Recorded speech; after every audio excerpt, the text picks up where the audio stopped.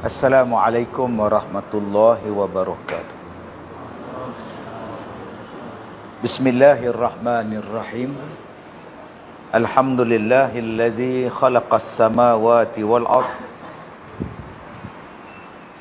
wa ma bainahuma fi 6 ayyam thumma istawa 'alal 'arsy. Asyhadu an la ilaha illallah wahdahu la syarikalah wa asyhadu anna Muhammadan abduhu wa rasuluh.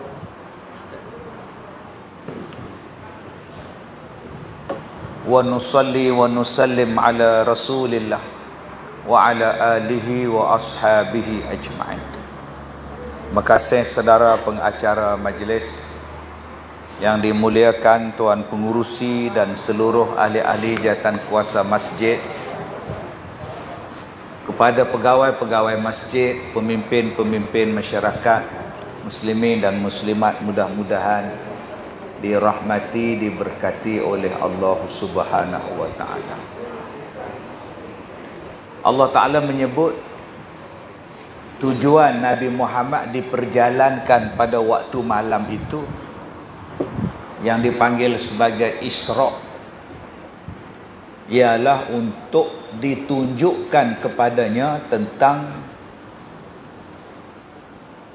tanda-tanda kebesaran Tuhan. Linuriyahu min ayatina, supaya kami tunjuk kepada dia tanda-tanda kebesaran kami. Jadi Allah, dia bawa Nabi Muhammad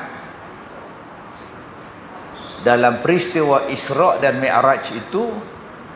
Kalau orang tanya kita apa tujuan dia, ditunjukkan kepada baginda tentang kekuasaan, kehebatan, tanda-tanda kebesaran Allah Subhanahu wa taala. Baik. Di zaman kita sekarang, bukan setakat sekarang, dulu lagi dah. Tapi sekarang ni bertambah-tambah. Sebab adanya teknologi, maka lagi senanglah sesuatu itu berkembang. Teknologi maklumat, teknologi berita akan diketahui dalam masa yang sekejap, disebarkan dalam masa yang pantas. Dulu lain, sekarang lain. Kalau dulu kita duduk belah cenderung balai, Teluk Intan apa semua ni, pukul 10 malam tutup dah kedai. Tak ada lah, gelap lah. Jalan pun sunyi lah. TV apa pun tak ada dulu-dulu ni. Elektrik pun tak ada. Tak ada buat kerja apa, buat anak dulu. Sekarang ni elektrik dah banyak, kedai pun dah ada lah. Ada kedai tom yam, ada kedai 24 jam. Jadi kedai duk cerah lagi. Tambah sekarang pula kedai pula dalam rumah. Lagi orang tak buat apa, kedai dalam rumah sekarang ni, nama dia Shopee. Tengah-tengah malam duk beli. Berbeza cepat. Jadi tuan-tuan yang saya muliakan, banyak orang dulu-dulu dia tulis untuk menyatakan pendapat dia. Sekarang bukan lagi dia menulis, dia menyebarkan pendapat-pendapat dia, kata-kata dia, ajaran-ajaran dia, ideologi dia. Maka sekarang dia boleh masuk dalam rumah kita, dia boleh masuk dalam pemikiran kita, dia boleh masuk dalam handphone kita. Maka datanglah pelbagai ajaran yang bukan-bukan, termasuklah mereka mula menjadikan orang Islam keliru, tak yakin, tidak percaya dengan agama Islam itu sendiri. Daripada batang tubuh Nabi Muhammad tu, mereka mula meragukan, supaya orang yang membaca fahaman mereka pun percaya dan ragu terhadap Nabi Muhammad sallallahu alaihi wasallam.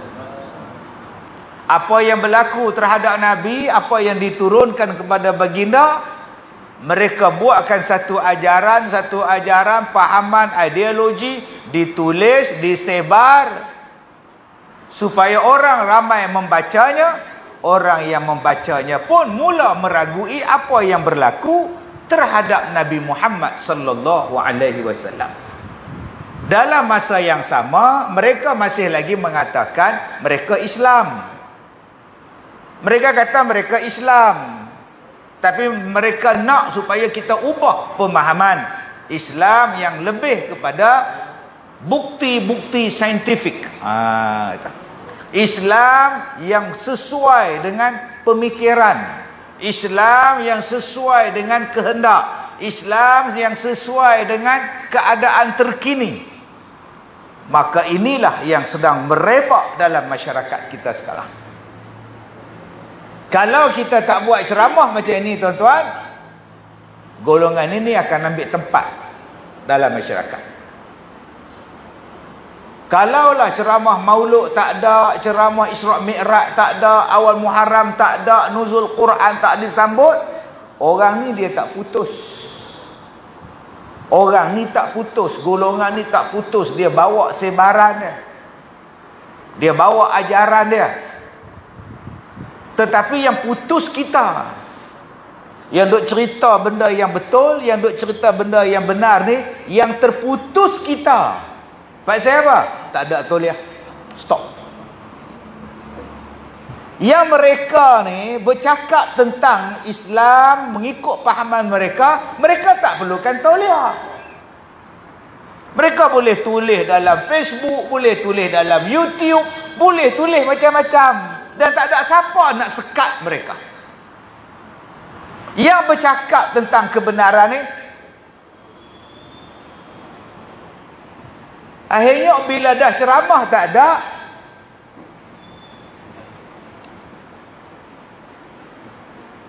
dia belaga balik speaker tu. Abang Haji kena tala keluar speaker tu. Tak boleh belaga. Saya bercakap belaga tak boleh. Tulis, buang-buang speaker tu, tolak keluar sana. Pusing keluar.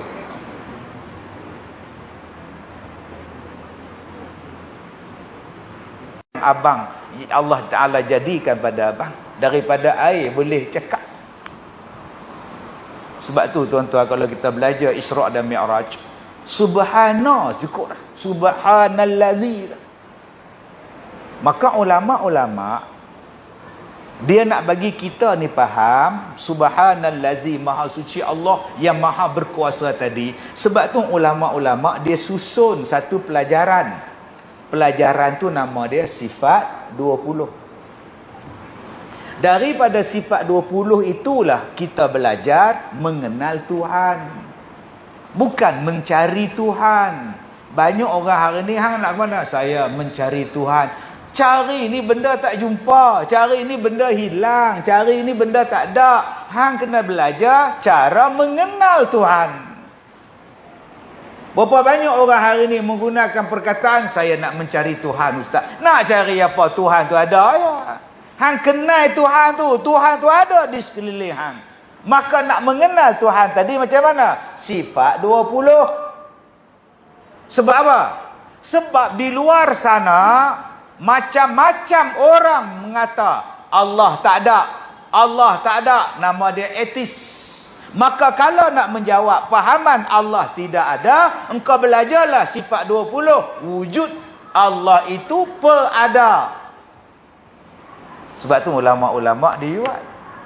Allah Ta'ala bawa Nabi Muhammad naik ke langit. Itu nama dia Qudrah, Iradah, Qadir, yang berkuasa. Kau belajar sifat 20. Mari zaman sekarang, dah lah nak ceramah jadi susah. Ceramah hak betul pun susah. Mari pula ajaran sesat pula senang cakap. Yang setengah ustaz pula duk ceramah, jangan belajar sifat 20. Tu jangan lah. Macam mana tuan-tuan? Sifat 20 ni lebih kotor daripada air limbah, ayat cak. Sampai tahap macam tu dia hina sifat 20. Tuan-tuan cuba bayangkan apa jadi sekarang ni. Yang nak ceramah kena sekat. Yang tak disekat ialah fahaman sesat dalam media yang begini banyak. Bila yang nak ceramah ni pula, ada pula penceramah lain pula, jangan belajar benda ni, dia ni bawa hadis dhaif, dia ni sifat 20 ni tak betul, ini yang Yunani punya sifat 20. Habis tu hang nak hujah dengan siapa? Dengan apa? Kalau mari ajaran sesat yang saya sebutkan tadi, nama dia liberal, nama dia plural, yang membawakan kepeningan dalam kepala, yang membawakan kita was-was dalam kepala. Kamu nak hujah dengan apa? Kalau sifat 20 tak diajar, tak usah macam ni. Adakah Allah hanya ada 20 sifat? Allah yang maha hebat tu takkan ada 20 sifat. Ustaz pun banyak sifat, takkan Allah 20 sifat? Tak. Kamu duk kata sifat 20 ni tak boleh belajar. Kamu dah belajar ke belum sifat 20? Tak. Kalau tak, mari belajar. Awal-awal pelajaran sifat 20 apa dia? Adapun sifat kesempurnaan kepada Allah Ta'ala itu tidak terhingga banyak dia. Awal-awal kitab tu dia kata apa? Adapun sifat kamalat bagi Allah Ta'ala itu tidak terhingga banyaknya. Tetapi yang wajib diingati oleh setiap yang mukallaf ialah 20 sifat. Daripada mana 20 sifat? Yang dipetik dalam Quran. Nabi-Nabi ni ada 124,000 orang. Yang wajib kamu ingat 25 orang. Malaikat ni tak tahulah banyak lagu mana lah. Yang kamu kena ingat 10. Pasal apa tak tikai pula? Ustaz, hafal lah 124,000. Kepala otak hang nak hafal 124,000. Hak 25 ni pun tak ingat. Nasib baiklah Adam, Idris, Nuh. Nasib baik mereka buat lagu. Kalau tak ada lagu, Tobat Lahum tak hafal. Sifat bagi Allah tu terlalu banyak. 20 hang ingat. Cukup. Yang lain tu kita serah pada Allah. Aku hadut hafal dalam Quran 20 aku duk cari. Yang hak 20 ni lah dia menjawab persoalan yang saya sebutkan tadi. Persoalan apa? Takkan Nabi Muhammad naik ke langit tak pakai oksigen? Maka kita pun belajar Allah Ta'ala itu maha berkuasa. Takkan nak bawa kekasih dia, Muhammad pakai oksigen, baju angkasawan, naik roket nah. Leceh lah tuan-tuan oi. Dia Tuhan. Dia Tuhan. Kalau Tuhan sama dengan kita, laisa kamislihi syai'. Dia tak sama. Dapatlah jawapan. Sifat 20 tu menjawab persoalan yang akan timbul sepanjang zaman. Etis. Dia jawab. Plural. Liberal. Dia akan menjawab tuan-tuan. Sebab tu kita tak gaduh dah. Bila sifat 20 ni diajar pada generasi kita, lantaklah dia pergi mana pun, dia akan kuat akidah dia. Sekarang dah ada persatuan etis. Tak percaya pada Tuhan. Saya rasa bulan 6 ke bulan 7 tahun lepas mereka main jumpa saya. Melayu kita. Dia kata, Ustaz, kami tak percaya pada Tuhan. Bukan salah kami. Itu salah siapa? Salah Tuhan. Pasal apa pula? Pasal dia tak pernah tunjukkan pun dia di mana. Dia tak pernah. Cuba tunjuk sekali dia duduk atas menara condong kat Teluk Intan. Kami percaya. Daripada kami mula beranak sampai sekarang, Tuhan tak pernah ada. Kami tanya mana Tuhan, sampai sekarang tak nampak. Jadi kami beranggapan bahawa Tuhan tak ada. Kalau ada mesti nampak. Ni nama dia etis. Tuan-tuan nak jawab apa kat puak-puak bengong? Tuan-tuan tak boleh cakap bodoh yang. Tak boleh cakap macam tu, dia bodoh kita balik. Kita kena cakap dengan hujah pada dia. Kalau gitu mai kita belajar sifat 20. Nombor 1, Allah itu ada, nama dia wujud. Belajar balik huraian.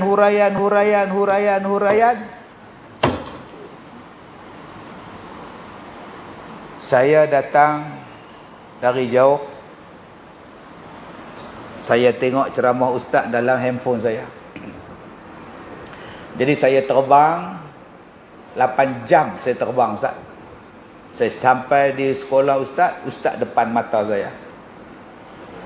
So, maknanya ustaz ada. Saya tengok ustaz, saya cari ustaz, saya nampak depan mata saya, ustaz ada depan mata saya. Maknanya ustaz ada. Okey. Ustaz kata Allah ada. Kalau ada, mesti nampak. Saya tengok ustaz daripada jauh, saya datang ke Ipoh, saya nampak ustaz ada. Saya cari Allah sampai sekarang tak ada. Kalau betul dia ada, mesti saya nampak. Saya kata kat dia, daripada Kuala Lumpur datang ke Ipoh naik apa? Naik taksi. Taksi airport. Jauh no. Jauh. Dah minum? Belum. Makan? Belum. Dahaga juga. Saya pun ambil air mineral bagi kat dia. Minum. Dia tak tuang dalam gelas lah. Dia main langgah. Ngok. Terima kasih Ustaz. Tadi akak kata akak dahaga. Ya. Boleh tunjuk kat saya dahaga tu macam mana? Mana nampak? Baru Ustaz kak cakap. Setiap benda yang ada mesti nampak.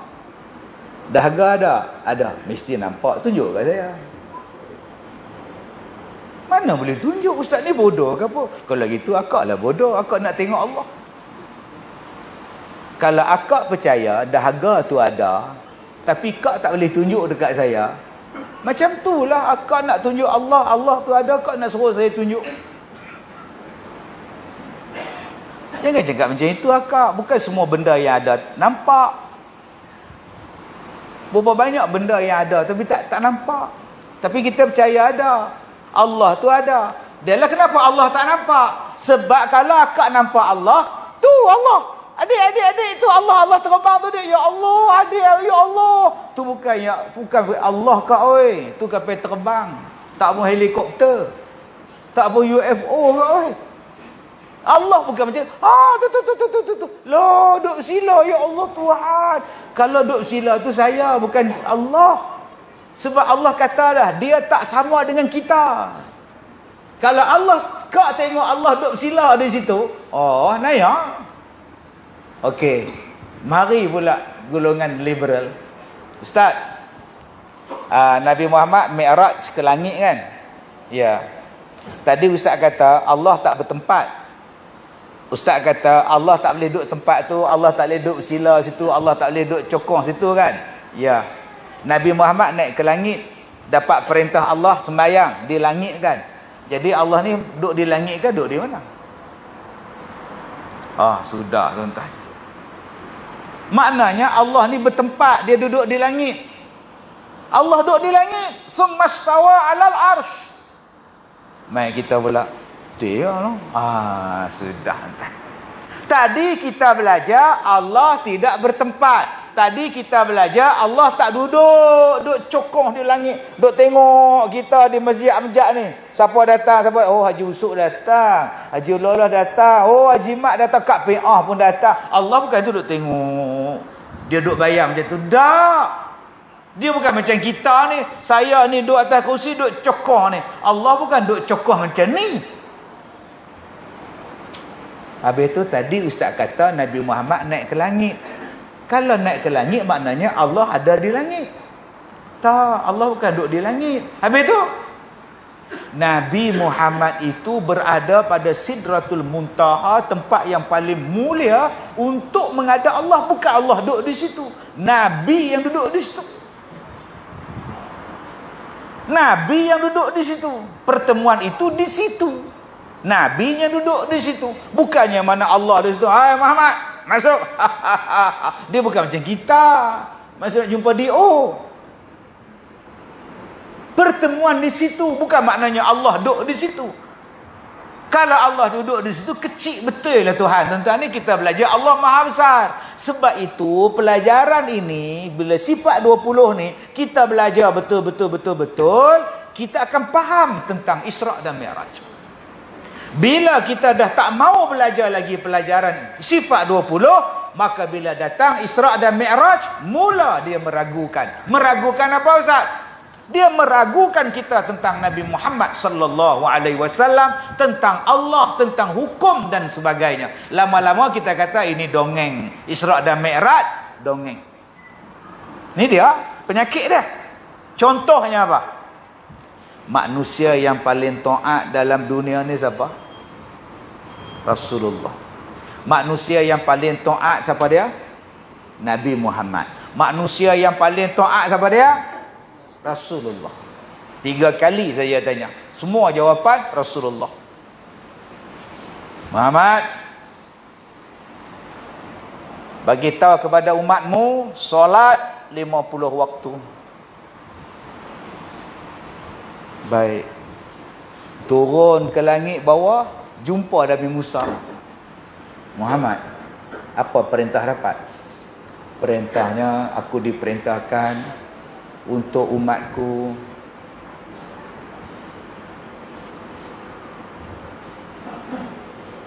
untuk umatku sembahyang 50 rakaat. 50 waktu, 50 waktu sehari semalam. Nabi Musa kata, Mat, umat aku gagah-gagah 50 waktu tak boleh buat. Tambah umat engkau lagi kecil, mintalah kurang. Nabi pun naik di atas, Nabi minta kurang, tinggal 45. Tadi tu imam sebut, siapakah manusia paling taat? Rasulullah. Kalau Nabi paling taat, kenapa dia minta kurang? Tuan-tuan pun nyimbang. Dia dah 50 terima, apa minta kurang pula apa? Bukan setakat sekali minta kurang Kak Som, sampai tinggal 5. Ada pula yang kata kalau dia naik lagi sekali, cantik terus kita tak sembahyang. Masya Allah, subhanallah.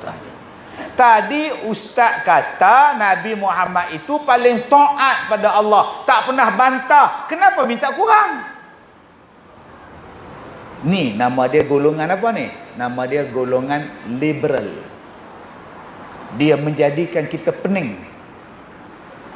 Dia menjadikan kita tak percaya.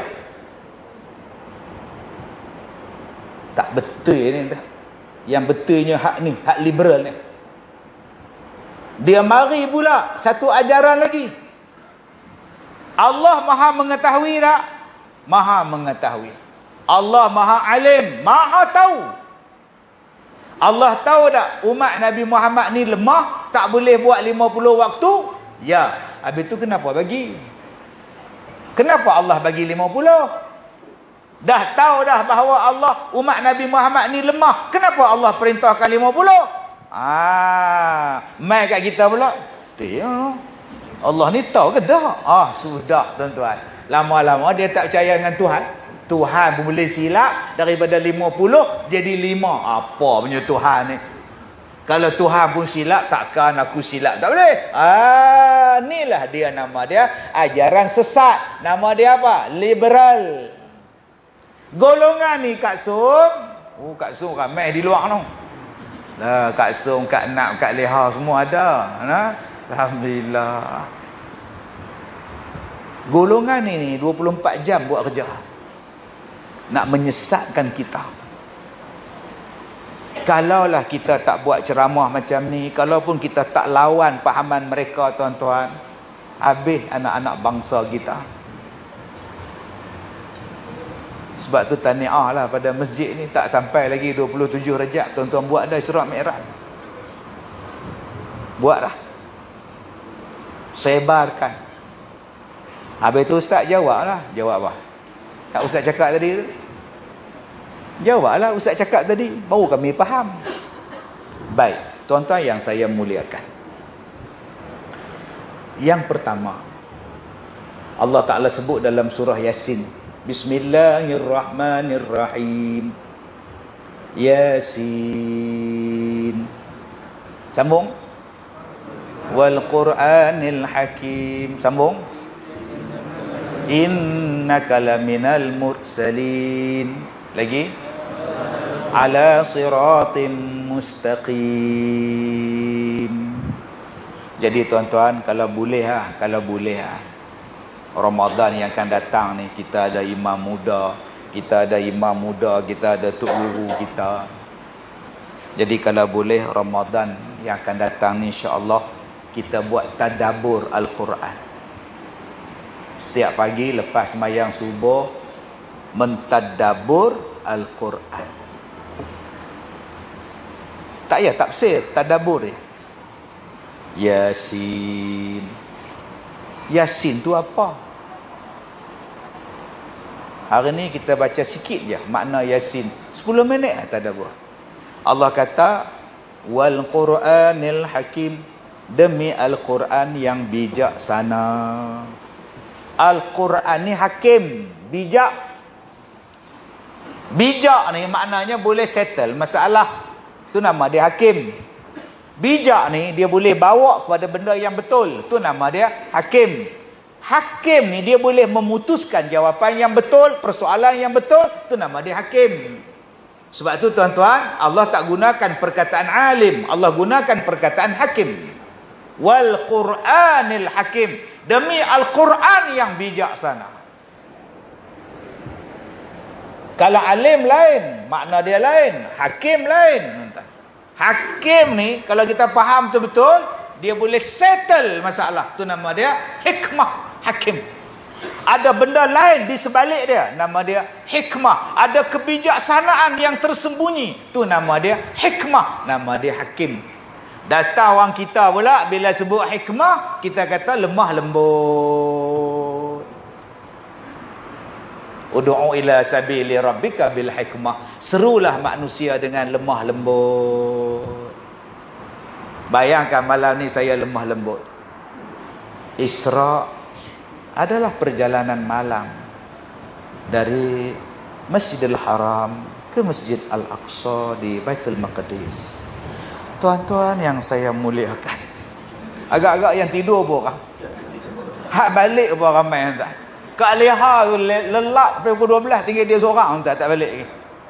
Hikmah ni maknanya tengok keadaan. Hikmah ni tengok keadaan. Hikmah ni bijak. Dalam bahasa kita nama dia smart.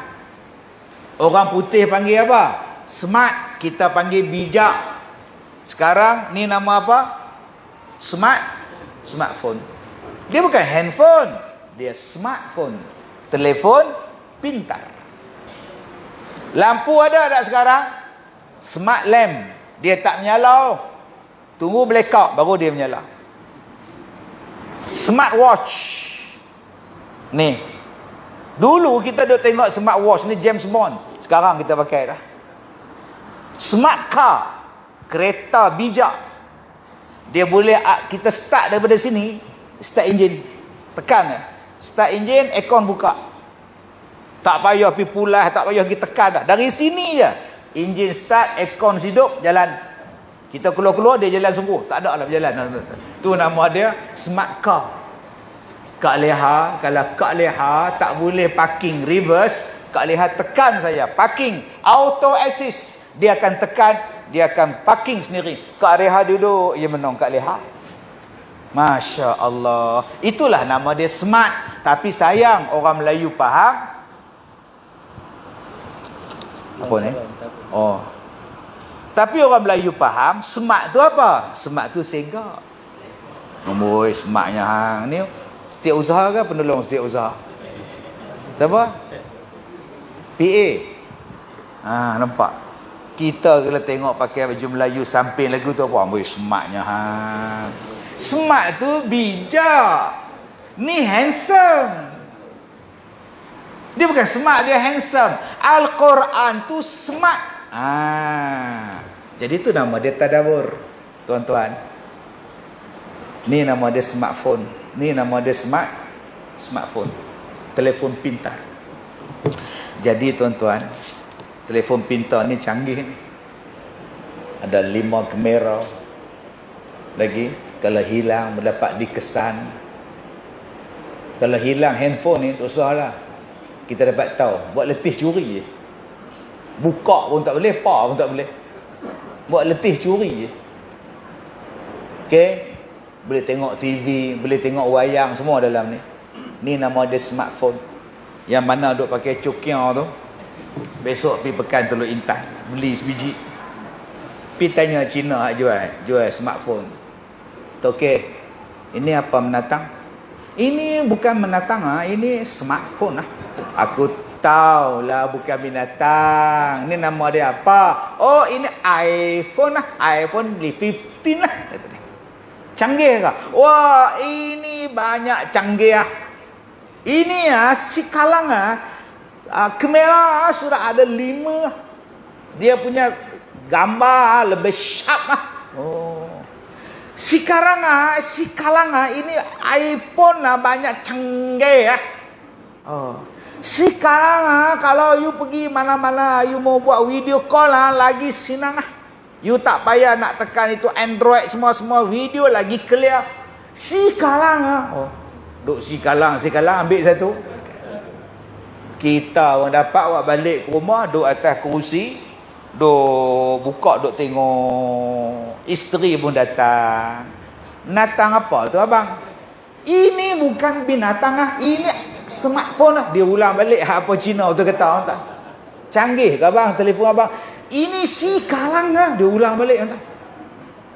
Ui, isteri dia kata canggih. Pak saya canggih lah abang beli. Lepas dia terang minum kopi ala Kazim. Dia pun buh dalam kotak. Dalam kotak tu dia buh lah atas dalam almari. SIM card pun tak ada, pakai pun tak ada, guna pun tak ada. Nampak cerdik tak smartphone tu? Pasal apa tak cerdik? Pasal tak guna. Al-Quran tu cerdik, Al-Quran tu bijak. Kalau tak pakai, nampak tak bijak dia? Tak nampak bijak. Sebab tu dia kena pakai. Sebab tu Allah kata demi Al-Quran yang bijak, hang pakailah. Ni nak pakai ni bulan Ramadan, tadarus. Tu tadarus Pak Long. Pakailah undang-undang dia, hukum dia, kaedah dia, ilmu dia. Dia boleh settle masalah kamu. Allah bersumpah dengan Al-Quran bahawa Nabi Muhammad itu adalah Rasul. Bila Nabi Muhammad Allah sumpah demi Al-Quran, Muhammad, engkau adalah Nabi. Maka kita pun faham bila sebut Nabi, dia tak boleh sama dengan kita. Daripada orang, dia sama. Kejadian sama, tapi kemuliaan tak sama. Yang ni yang kita kena belajar sifat Nabi. Tu yang datang tauhid. Nabi Muhammad itu kalau duduk di tengah panas, dia bukan ada bayang macam kita. Dia bukan ada bayang macam kita. Supaya orang tak pijak bayang Nabi Muhammad. Mulianya Rasulullah. Kita ni bila tak ada bayang, hantu. Duk tengok sebelah kangkang, mak tak ada bayang mak, tak pijak tanah mak, hantu. Tuan-tuan pergi berak balik longkang ke apa ke, sebulan taik duk ada. Nabi Muhammad tak ada bekas tinja, dia tak ada. Tak ada benda yang mengaibkan Rasulullah. Ni abang ni, tengah-tengah panas duk buat bendang tu, main sembahyang Zuhur, berpeluh-peluh. Allahu Akbar. Dia angkat takbir tu, kita sebelah dia, Allah. Tangkap kepala lah. Punya busuk peluh dia. Nabi Muhammad peluh tak? Peluh, tapi wanginya lebih wangi pada kasturi. Sampai sahabat Nabi ambil peluh Nabi, buh dalam botol. Wangi lebih pada kasturi. Mulianya Nabi Muhammad sampai tahap macam itu. Tiba-tiba nak naik ke langit kena pakai angkasawat. Astaghfirullahalazim. Hang ni parah ni, ni parah ni. Ni masalah dia. Suruh belajar sifat 20 tak mau. Belajar sifat Rasul apa dia? Memang dia sama dengan kita. Sakit macam kita, demam macam kita, mati macam kita. Tapi kemuliaan tak ada. Tak sama. Penyakit orang sekarang, dia menyamakan Nabi dengan kita. Allah atur pada Nabi itu. Apa yang Allah atur? Pak dia mati waktu dia sedang dimengandungkan. Ayah dia meninggal. Duduk dalam perut ibu, ayah tak ada. Supaya orang tak kata yang Nabi bawa ajaran Islam ni, ayah dia ajak. Nampak tak Allah atur pada Nabi? Nabi Muhammad ni dia ambil pelajaran ni pada siapa? Ayah dia tok guru tu. Nampak? Kalau ayah Nabi hidup, tapi Allah matikan bapa dia supaya dia mengaji dengan siapa? Pak dia mana sempat dia jumpa? Tuan-tuan, hari ni anak tok guru silat. Oi, dia jangan main tu. Dia silat, dia lompat daripada sini sampai terus intan tu. Oi, hebat tu. Dia ambil pada ayah dia. Nampak? Kita punya punya panjang. Tapi Nabi Muhammad ambil pada siapa? Pelajaran Quran, ayat Al-Quran. Ayah dia mati waktu dia dalam perut. Mak dia mati umur dia berapa tahun? Tak sempat ambil pada mak, budak 2 tahun boleh ambil apa? Duk dengan tok pun mati pula. Tang mana nak ambil pada tok dia Abdul Muttalib? Tang situ kita mula berfikir, kenapa yang Nabi Muhammad jadi anak yatim? Kenapa Nabi Muhammad ni duk sana, duk sini, duk sini, duk sini? Supaya apa? Supaya tak ada siapa yang kata yang mengajarnya Abdul Muttalib, yang mengajarnya Halimatus Sa'diyah dan sebagainya. Allah atur benda itu. Tadi saya sebut pada tuan-tuan, ajaran liberal dia kata apa? Nabi Muhammad tu pandai, betul? Nabi Muhammad bijak, betul? Tapi kenapa Nabi Muhammad tak boleh membaca dan menulis? Nampak? Kita jawab satu-satu malam ni, tuan-tuan. Ustaz yang tadi Ustaz sebut etis, yang jumpa Ustaz, ya, yang etis, tak percaya Tuhan. Dia tak percaya Tuhan. Dia kata, selepas saya tanya dia dahaga tu, okey, saya boleh terima. Soalan kedua, ya, saya kena rogol. Ustaz tahu tak saya kena rogol? Mana saya tahu, saya berjumpa hari ni. Saya kena rogol, Ustaz. Ustaz tahu tak umur saya berapa tahun kena rogol? 9. Ustaz tahu tak siapa rogol? Abang kandung saya. Berapa lama dia rogol saya, Ustaz tahu? 9 tahun sampai 15 tahun. 6 tahun. Soalan saya, Ustaz kata Allah Maha Pengasih, Allah Maha Penyayang. Kalau Allah Maha Pengasih dan Penyayang, kenapa Allah biarkan saya dirogol? Kalau tuan-tuan jadi saya, tuan-tuan nak jawab apa? Saya pergi ke smackdown hang je kot. Mana boleh jawab macam tu? Sebab tu tuan-tuan, bila kita belajar sifat 20, kita akan dapat menjawab persoalan dia. Tuan-tuan yang saya muliakan, saya lancarkan tabung untuk program imarah masjid. Okey, insya-Allah. Bagi pihak saya bagi RM500 untuk program imarah masjid. Saya derma untuk masjid tuan-tuan RM500. Baik, sambung balik. Okey.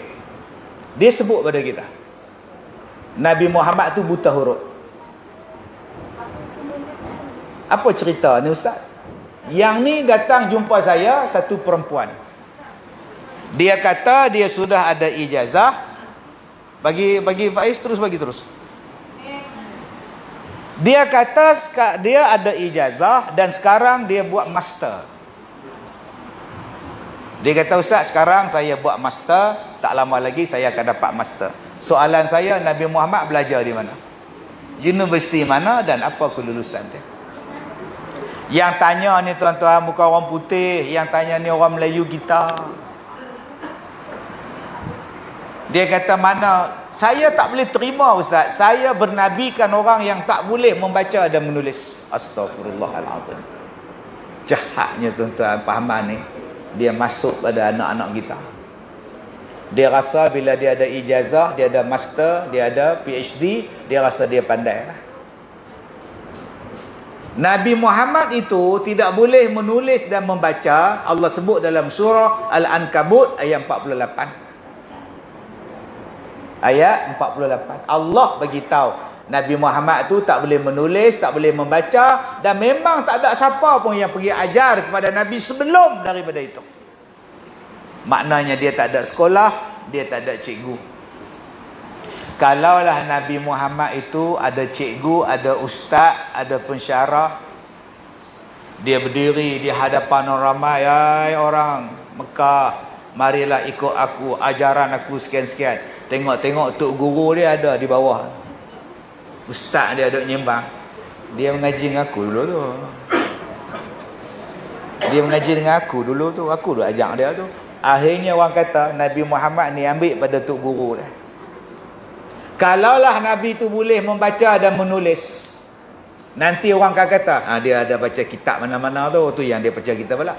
Mereka pun heran, Nabi Muhammad tak boleh membaca, Nabi Muhammad tak boleh menulis. Macam mana dia boleh turunkan Al-Quran, bacakan Al-Quran yang begini sedap? Bukan dia yang buat, mesti ada yang hebat yang membuatnya. Jadi bukan saja-saja Nabi Muhammad itu tak membaca dan menulis. Memang Allah jadikan dia tak membaca dan menulis. Sebab apa? Sebab nak menafikan bahawa ada orang yang mengajar Nabi Muhammad, ada cikgu yang mengajar Nabi Muhammad, ada kitab yang Nabi Muhammad baca yang boleh bawa ajaran Islam. Tak. Ianya datang daripada Allah. Allamahu syadidul quwa. Yang mengajarnya adalah yang maha kuat. Yang mengajar Nabi Muhammad wahyu daripada Allah. Perutusannya disampaikan oleh Jibril alaihissalam. Tuan-tuan yang saya muliakan. Jadi bila kita lihat tentang gerakan-gerakan yang tidak mempercayai Nabi Muhammad, mereka memperlekehkan Nabi Muhammad. Mereka memperlekehkan apa benda pun tentang Islam. Dia pelekeh habis. Semua benda dia pelekeh, tuan-tuan. Sampai kita ni jadi, depa ni Islam ke tidak? Isra' Mi'raj ni kalau tuan-tuan belajar betul-betul, dia orang kutuk. Dia orang kata Nabi Muhammad mimpi. Sampai dia kata Nabi Musa belah laut, Firaun nampak. Nabi Ibrahim dibakar tak hangus, Namrud nampak. Nabi Muhammad naik ke langit, siapa nampak? Kalau Nabi Muhammad bohong, macam mana? Sudah, tuan-tuan. Cuba tengok mukjizat Nabi Musa. Dia belah laut, beratus ribu nampak. Laut terbelah. Nabi Ibrahim tak terbakar, beribu orang nampak. Nabi Muhammad kata dia naik ke langit. Siapa nampak? Kalau dia bohong kita macam mana? Tu dia, tuan-tuan. Apa nak jadi ni zaman sekarang? Sebab tu bila saya duduk berjalan merata, bila saya duduk ceramah merata, tuan-tuan, golongan ni dia tak jumpa, tuan-tuan. Dia jumpa orang macam saya, dia ajak berdebat, dia ajak berhujah. Dia kata Nabi Muhammad tak pergi naik ke langit. Dia kata cerita hak minta kurang tu tak ada, ustaz. Nabi Muhammad orang yang paling taat, takkan dia nak minta kurang. Tapi dia lupa. Memang Nabi Muhammad orang yang taat, tapi hanya jangan lupa, wa ma arsalnaka illa rahmatan lil alamin. Dan tidaklah kami utuskan Nabi Muhammad itu melainkan bawa rahmat pada sekalian alam. Kerana Nabi Muhammad itu rahmah. Dia kasih pada kita. Dia kesian pada kita. Dia minta kurang tu bukan untuk dia, untuk kita. Itulah nama dia rahmat. Allah bagi rahmat tu pada Nabi Muhammad. Memang Allah Ta'ala kata Nabi Muhammad tu taat. Nabi yang paling taat, penghulu segala Nabi. Tapi pasal apa? Pasal sayang pada kita. Di hari kiamat ada dua golongan. Satu masuk syurga belah kanan, satu masuk neraka. Allah kata neraka. Syurga. Tuan-tuan baca ada hadis Nabi duduk dalam syurga tu, Nabi duduk dengar. Hak dalam neraka duduk menjerit. Apa Nabi buat? Baru Nabi tahu ada umat dia yang disiksa dalam neraka. Apa Nabi buat? Nabi minta pada Allah, ya Allah, keluarkanlah mereka daripada neraka, ya Allah. Nabi minta supaya yang duduk dalam neraka tu dimasukkan ke dalam syurga.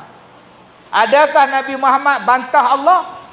Oh, yang tu hang percaya. Oh, Nabi Muhammad ada syafaatul kubra, mengeluarkan orang daripada neraka masuk syurga. Oh, yang tu hang percaya. Hak minta kurang hang tak percaya. Yang minta kurang daripada 50 jadi 5 hang tak percaya. Rahmat Nabi pada kita daripada 50 tinggal 5. Rahmat Nabi pada kita duduk dalam neraka mai keluar masuk syurga. Allah bagi apa benda pun hak Nabi minta. Kita tak baca ke hadis di hari kiamat, terlalu lama sangat duduk di hari kiamat di padang mahsyar, jumpa Nabi Adam. Nabi Adam tak boleh tolong. Minta tolong Nabi Nuh. Nabi Nuh tak boleh tolong. Jumpa Nabi Ibrahim. Jumpa Nabi Musa. Jumpa Nabi Isa. Seorang Nabi pun tak mau tolong kita. Lah sekali jumpa Nabi Muhammad. Wahai Rasulullah, cepatkanlah hisab kami ya Rasulullah. Mintalah pada Allah. Nabi minta. Dan Allah perkenankan 70,000 orang masuk syurga tanpa hisab. Adakah Nabi Muhammad ni bantah Allah? Biarlah hampa lama duduk di padang mahsyar, aku peduli apa aku? Tak.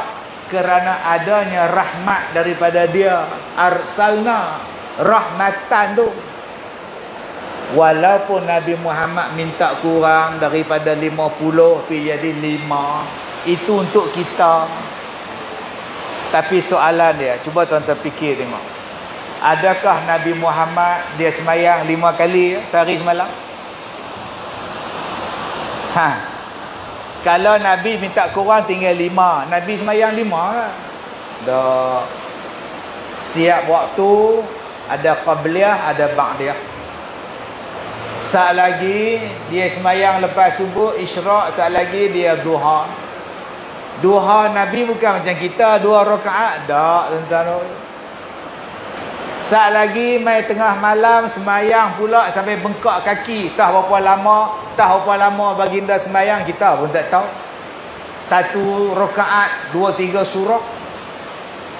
Dia tetap semayang banyak rakaat, dia tetap semayang lama. Yang tetap kita 5. Kita tu pun kadang-kadang buat, kadang-kadang tak buat. Jadi jangan kita kata Nabi Muhammad itu dia tak taat pada Allah sampai minta kurang. Dah, dia minta kurang tu sebab dia kasih pada kita. Sampai Nabi naik malu minta kurang. Cukuplah Nabi Musa, aku dah malu jumpa Allah dah. Hak 5 ni pun cukup dah. Sepatutnya bila dengar Isra' Mi'raj, kita rasa seronok tuan-tuan. Nabi Muhammad sayang pada kita. Kita rasa bangga Allah sayang pada Nabi Muhammad. Permintaan Nabi Allah makbulkan demi kita. Habis itu ustaz, takkan Allah tak tahu umat Nabi Muhammad ni tak larat nak buat 50? Pasal apa dia bagi juga 50? Takkan Allah tak tahu, bagi terus je lah 5. Itulah nak menunjukkan tuan-tuan, Allah Ta'ala ni maha pemurah. Minta lah apa pun aku bagi. Sebab tu kita dianjurkan berdoa. Itu baru satu benda, nama dia Subhana. Belum lagi baca Allazi asra. Asra dibawa berjalan. Asra ada orang bawa berjalan. Tuan-tuan yang saya muliakan, malam tadi saya forum di Ipoh. Habis forum pukul 10 lebih, saya naik kereta, saya pergi Kuala Lumpur. Saya ceramah dekat Menara Felda pagi tadi, pukul 9 pagi. Habis ceramah di Menara Felda, saya sembahyang Jumaat, dia bukan berjalan. Dia ada kenderaan, nama dia Buraq. Macam mana Nabi boleh sampai ke Sidratul Muntaha? Sebab dia ada tangga yang membawa dia. Jadi apa masalah Nabi Muhammad pergi ke Masjidil Haram, Masjidil Aqsa dalam satu malam? Apa masalah? Jarak dia 1250 km. Sejam boleh sampai lah. Tuan-tuan naik jet, sejam boleh sampai sekarang. Kenapa tak percaya Nabi Muhammad naik Buraq, sedangkan kita percaya hari ni kita boleh terbang 1000 km dalam tempoh sejam? Tuan-tuan pergi ke Mekah 8000 km, 8 jam dah sampai. Maknanya 1000 km 1 jam. Itu naik kapal terbang besar. Kalau naik jet lagi laju.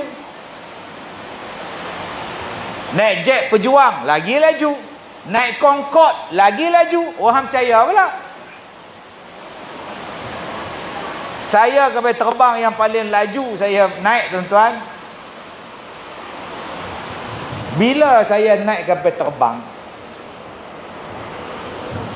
ada beberapa kali saya naik kapal terbang, saya duduk dalam kokpit tempat pilot. Saya tak duduk di belakang, saya duduk dalam kokpit. Saya tengok cara mereka bawa, cara dreba, semua saya tengok. Berjam saya dalam tu. Pilot panggil saya, duduk dalam. Makan, minum dalam tu, berjam-jam dah. Ada benda pelik yang saya tengok. Apa dia? Bila berselisih kapal terbang. Dia kata, okey, Ustaz, kita akan selisih dengan kapal terbang. Ustaz tengok kan, dalam ni. Tu ada kapal terbang belah sana. Ustaz tengok Saya pun tengok. Bila tengok, okey Ustaz tengok. Ui, lajunya tuan-tuan. Yang kita duduk dalam tu nampak slow ya. Bila tengok betul-betul zap, lajunya. Itu kapal terbang yang besar, 747, 777 besar.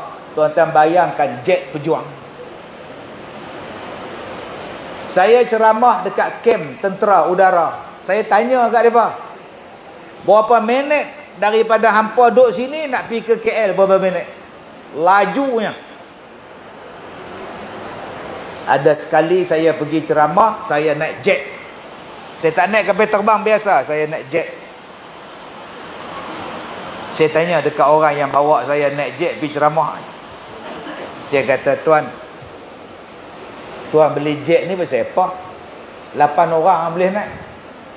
8 orang, dreba masalah. Dia kata, saya ada bisnes di Afrika. Jadi saya nak cepat, saya kena beli kapal terbang lah. Ni kapal terbang ni saya pergi bisnes di Afrika apa semua naik ini. Saya tanya dekat dia, boleh sampai ke? Kecil je ni. Sampai Ustaz, enjin besar. Badan kecil, enjin besar Ustaz. Dia lagi laju pada kapal terbang besar. Lagi kenapa Datuk beli? Saya tanya. Dia kata kadang saya teringat nak sembahyang di Mekah hari Jumaat. Bila teringat nak sembahyang Jumaat di Mekah, saya pergi habis-habis sembahyang saya balik La ilaha illallah. Kita nak sembahyang di Mekah ni sebulan, setahun cari duit nak pergi umrah. Dia ingat nak pergi, pagi ni pergi habis sembahyang balik. Pagi tadi kita jumpa dia dekat market, dekat tu pasar tu, Arena Square. Assalamualaikum Datuk.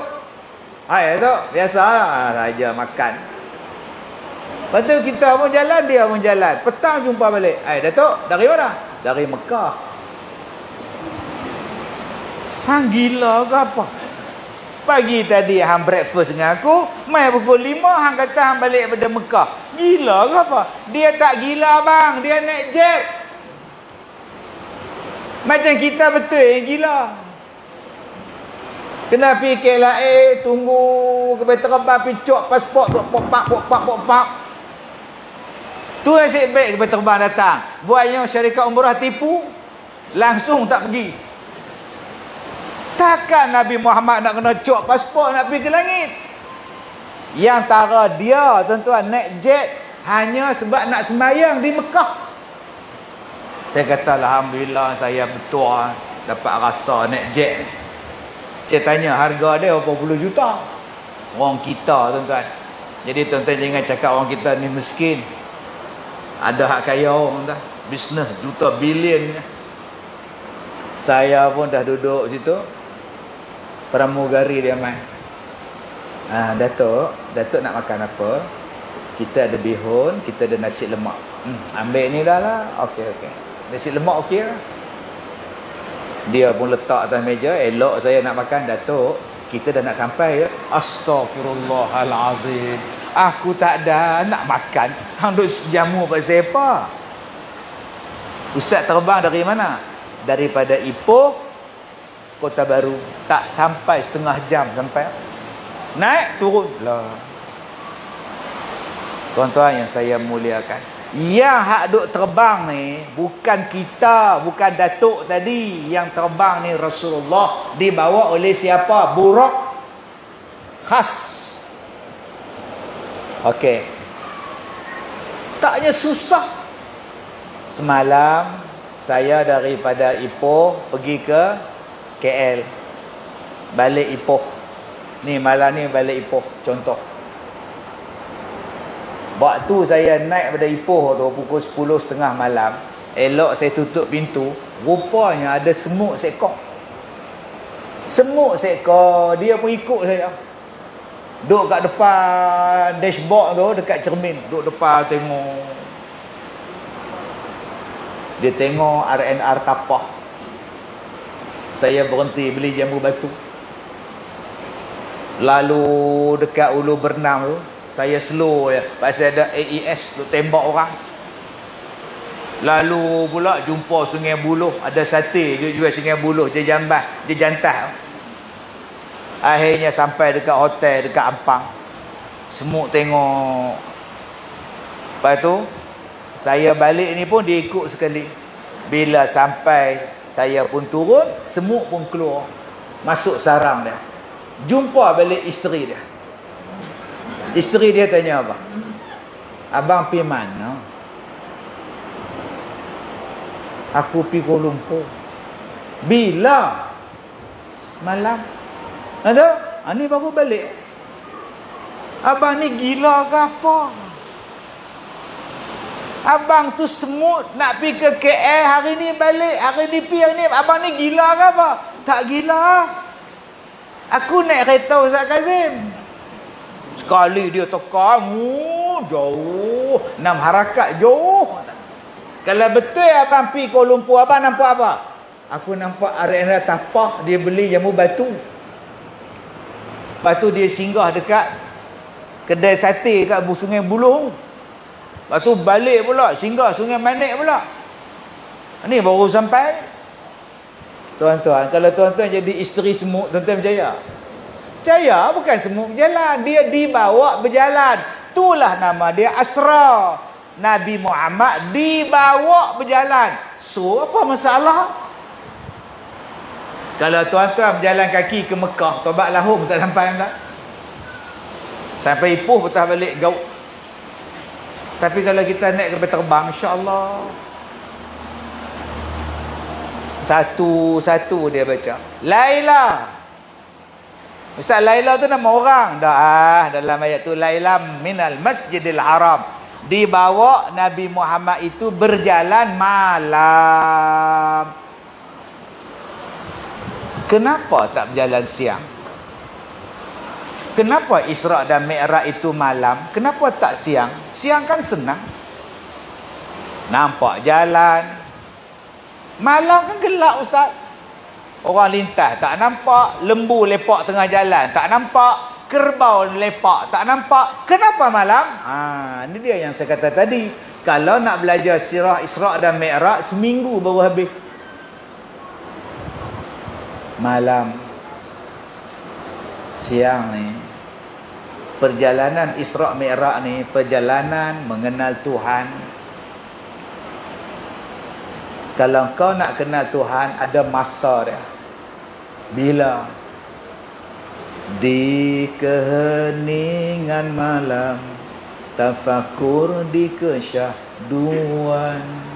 Sebab tu malam sangat rapat dengan kita. Ada satu malam kau hidupkan malam, kau bangunkan malam, kau hidupkan malam. Nama dia Qiyamul Lail. Malam. Dia jarang sebut Qiyamun Nahar, jarang. Jarang, tuan-tuan. Dia sebut Qiyamul Lail. Ada satu malam, nama dia apa? Lailatul Qadar. Ada satu malam, nama dia Nuzul Quran. Ada satu malam, nama dia peristiwa hijrah, berlaku pada malam. Nabi Muhammad menghadap Allah malam. Nabi Musa menghadap Allah di Bukit Tursina malam.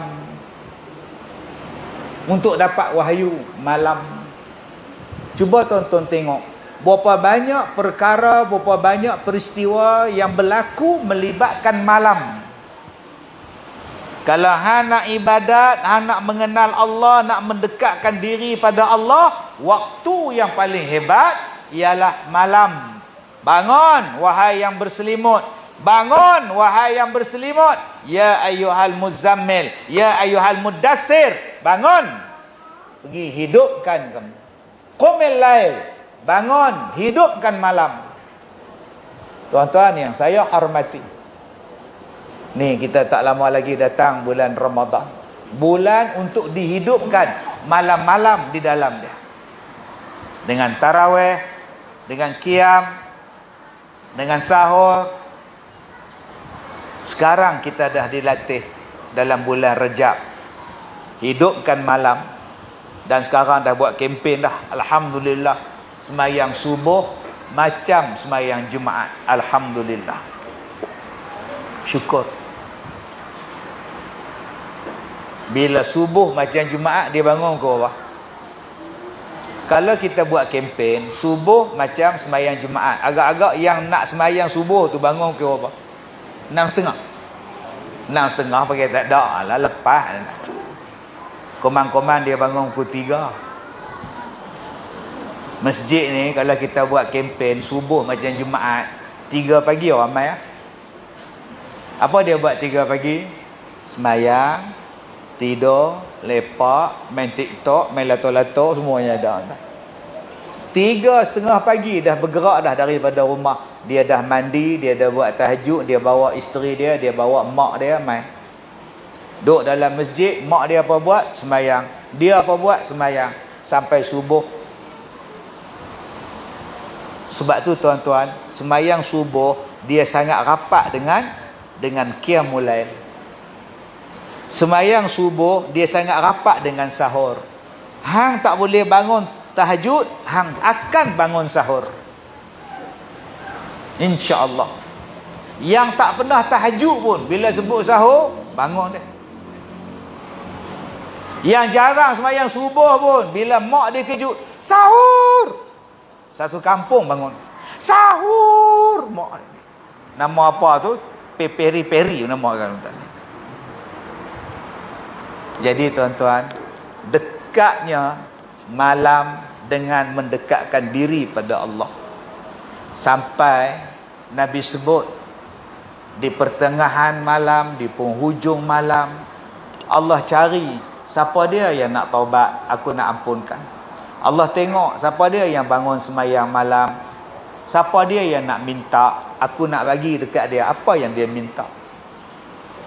Sayang tuan-tuan, kalau kita bangun pagi-pagi waktu malam, hanya bangun nak kencing, kemudian sambung tidur balik. Sayang, terbangun pukul 4 pagi, bunyi orang melompat kot bumbung. Abang, bangun abang. Tu bumbung tu.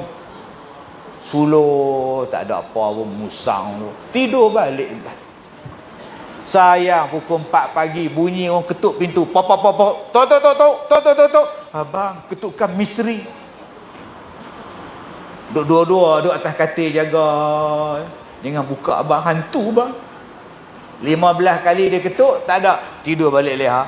Dia dah pergi makan lain pula. Sayang tuan-tuan. Ada orang yang Allah bangunkan untuk dia bangun malam. Allah bagi dia penyakit kencing manis. Asyik kencing tengah malam. Tapi sayang, dia tak sambung lepas kencing tu. Dia bersihkan diri dia untuk solat. Ada orang yang dah jadi tua. Pukul 4 pagi dia mesti bangun. Akhirnya duduk menung macam ni. Hei, susah nak tidur betul lah sekarang. Sayang dia tak sembahyang. Ada orang yang tengah malam tak boleh tidur, mengenangkan masalah anak. Ya Allah, anak aku lah. Ya Allah, anak aku. Abang tidurlah, abang. Nak tidur apa? Anak kita tu. Laki bini tak tidur. Lalah main TikTok. Sayang, tuan-tuan. Allah dia bagi peluang untuk kita sembahyang malam ni, tuan-tuan. Macam-macam. Supaya kau mendekatkan diri pada Allah. Sebab itu Nabi Muhammad dibawa dalam peristiwa Isra' pada waktu malam. Kerana waktu itulah banyak peristiwa yang berlaku pada waktu malam. Jadi tuan-tuan yang saya hormati, kita baru belajar Laila malam. Belum belajar minal masjidil haram ilal masjidil aqsa allazi barakna. Tak habis. Masa dah tamat, tuan-tuan. Bila Ustaz nak sambung pula? Inilah kali pertama saya datang masjid, tuan-tuan. Saya dah ceramah 34 tahun. Inilah kali pertama datang.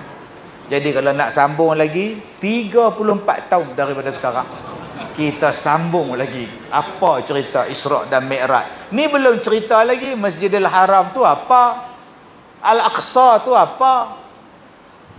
Kenapa Al-Aqsa? Kenapa tak pergi masjid lain? Apa yang pentingnya Aqsa pada kita? Ya hari ni Yahudi duk pegang lah apa semua. Apa yang pentingnya, tuan-tuan? Sampai ada orang tanya pada saya. Ni liberal ni. Ni liberal yang saya kata bahaya ni. Ustaz, doa untuk orang Palestin, doa untuk Al-Aqsa, Al-Quds.